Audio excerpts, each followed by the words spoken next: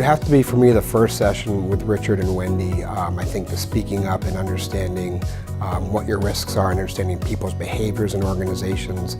At the end of the day, when we're talking about compliance, we're talking about people. And when you understand people and give them the power to speak up and say something, I think is incredibly important. It's not being done enough.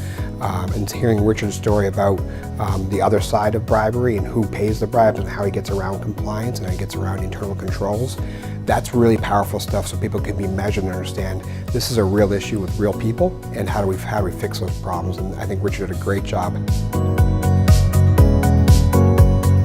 The best thing to do to encourage people to speak up is really the education process that we talked about, where making the organization aware that speaking up is good and that there is no retaliation, and it's something that you're expected to do as an employee.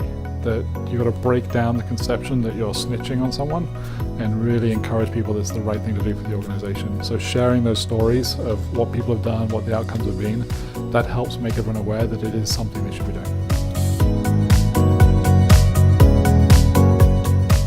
I've made loads of new friends and collaborators and advocates for the work that I do. And I think this forum, this event, has given me the opportunity to engage with those people, for them to hear my story.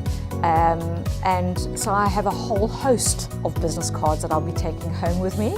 And I hope that I'll be able to contact them in the future and help them with their business planning.